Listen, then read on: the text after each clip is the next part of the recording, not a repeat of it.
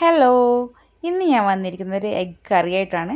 ചപ്പാത്തിയുടെ ഒപ്പം അപ്പത്തിൻ്റെ ഒപ്പമൊക്കെ വളരെ ടേസ്റ്റി ആയിട്ടുള്ള ഒരു റെസ്റ്റോറൻറ്റ് കറിയായിട്ടാണ് വന്നിരിക്കുന്നത്. വീഡിയോയിലേക്ക് പോവാം.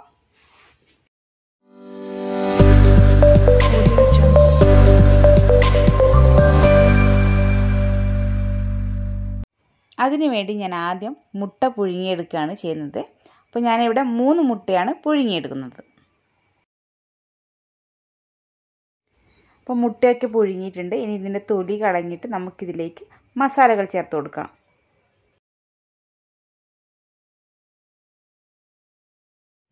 കുറച്ച് മഞ്ഞൾപ്പൊടിയും കുറച്ച് മുളക് പൊടിയും ഇട്ട് കൊടുത്തിട്ട് നന്നായിട്ടൊന്ന് മിക്സ് ചെയ്തെടുക്കാം.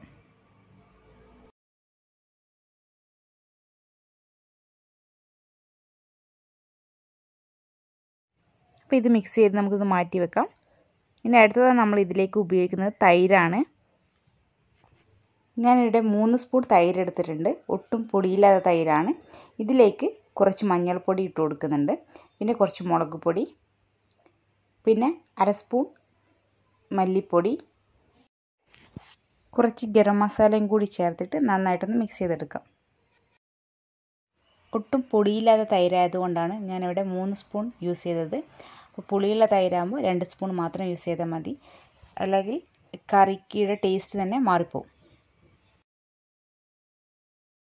ഇങ്ങനൊരു പാൻ വെച്ചിട്ടുണ്ട്. അതിലേക്ക് കുറച്ച് ഓയിൽ ഒഴിച്ചു കൊടുത്തിട്ട് നേരത്തെ മാറ്റി വെച്ച മുട്ട നമുക്കൊന്ന് ഫ്രൈ ചെയ്തെടുക്കണം. അപ്പോൾ മുട്ട നമുക്ക് ഇട്ട് കൊടുത്തിട്ട് ജസ്റ്റ് ഒന്ന് ഫ്രൈ ചെയ്തെടുക്കാം. അധിക നേരം ഒന്നും ഫ്രൈ ചെയ്യേണ്ട. ജസ്റ്റ് മുട്ടയുടെ തൊലി ഒരു കളറിന് ചേഞ്ച് ആകുന്നവരെ മാത്രം ഫ്രൈ ചെയ്താൽ മതി.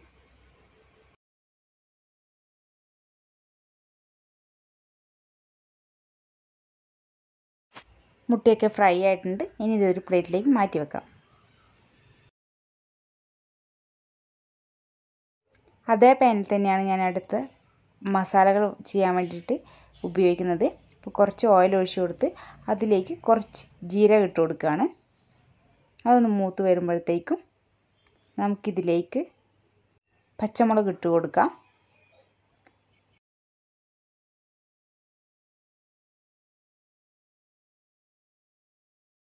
ഇനി ഞാൻ 2 സവാള ചെറുതായിട്ട് ചോപ്പ് ചെയ്തെടുത്തതാണ്.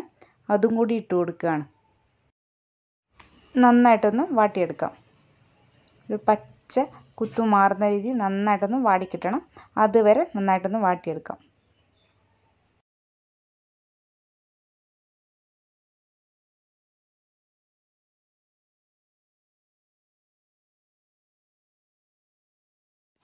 ഇപ്പോൾ സവാള ഏകദേശം നന്നായിട്ട് വാടി വരുമ്പോഴത്തേക്കും നമുക്കിതിലേക്ക് ചെറുതായി അരിഞ്ഞ ഇഞ്ചിയും വെളുത്തുള്ളിയും കൂടി ചേർത്ത് കൊടുത്തിട്ട് ഒന്നുകൂടി നന്നായിട്ടൊന്ന് വാട്ടിയെടുക്കണം.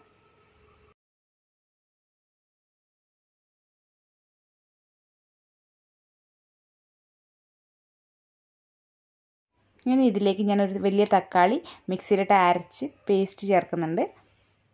അതും കൂടി ഒഴിച്ചിട്ട് നന്നായിട്ടൊന്ന് വാട്ടിയെടുക്കാം.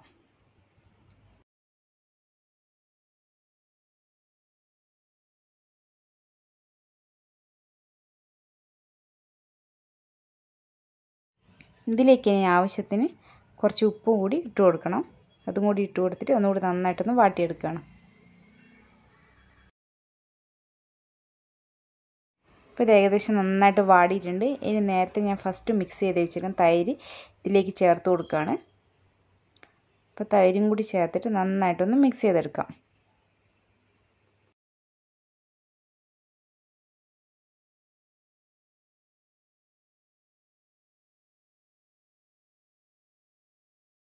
ഇപ്പോൾ കറിക്ക് കുറച്ച് കളർ കിട്ടാൻ വേണ്ടിയിട്ട് ഞാനിവിടെ 1 സ്പൂൺ കാശ്മീരി മുളക് പൊടി ചേർത്തിട്ട് നന്നായിട്ടൊന്ന് മിക്സ് ചെയ്തെടുക്കുകയാണ്.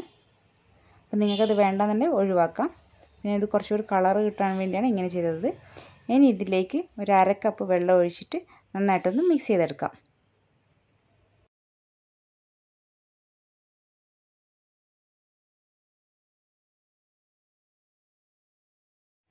അപ്പോൾ ഞാൻ ടേസ്റ്റ് നോക്കിയപ്പോൾ കുറച്ച് ഉപ്പിൻ്റെ കുറവും കൂടി ഉണ്ട്. അപ്പോൾ ഞാൻ കുറച്ചുകൂടി ഉപ്പ് കൂടി ചേർത്ത് കൊടുക്കുകയാണ്.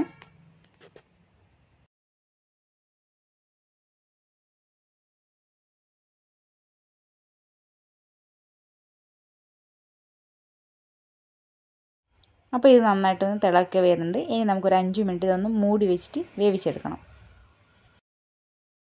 അപ്പോൾ 5 മിനിറ്റായി. അപ്പോൾ ഞാൻ ഇത് തുറന്ന് നോക്കുമ്പോൾ ഏകദേശം വെള്ളമൊക്കെ വറ്റിയിട്ട് ഒരു കുറുകിയ രൂപത്തിലായിട്ടുണ്ട്. നമുക്കിതൊന്ന് മിക്സ് ചെയ്തെടുക്കണം.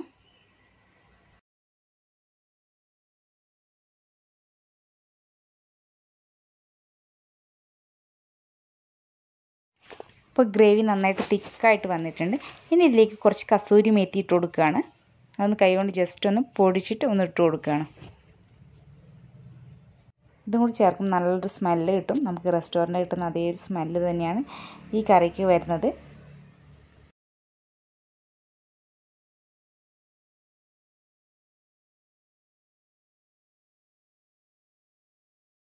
ഇനി ഇതിലേക്ക് മുട്ട ചേർത്ത് കൊടുക്കാം. അപ്പോൾ നേരത്തെ ഫ്രൈ ചെയ്ത മുട്ട ഞാൻ ജസ്റ്റ് ഒന്ന് എല്ലാ ഭാഗത്തും ഒന്ന് കത്തി വെച്ചിട്ട് കീറിയിട്ട് കൊടുക്കുകയാണ്. മുട്ടേൻ്റെ മസാലകളൊക്കെ മുട്ടേൻ്റെ ഉള്ളിലേക്ക് കയറാവുന്ന രീതിയിൽ കറിയിലേക്ക് ഇട്ട് കൊടുക്കുകയാണ്.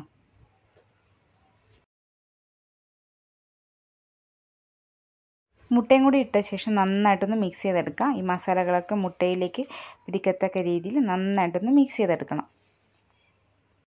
അപ്പോൾ കുറച്ചുകൂടി ഗ്രേവി കിട്ടാൻ വേണ്ടി ഞാനിതിലേക്ക് ഒരു 1/4 ഗ്ലാസ് ചൂടുവെള്ളം കൂടി ഒഴിച്ചു കൊടുക്കുകയാണ്. അതും കൂടി ഒഴിച്ചു കൊടുത്തിട്ട് നന്നായിട്ടൊന്ന് മിക്സ് ചെയ്തെടുക്കണം.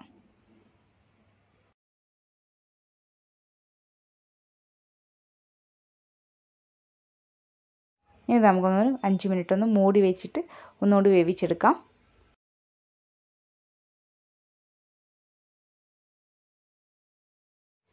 അപ്പോൾ നമ്മുടെ റെസ്റ്റോറൻറ്റ് സ്റ്റൈൽ എഗ് കറി ഇവിടെ റെഡി ആയിട്ടുണ്ട്.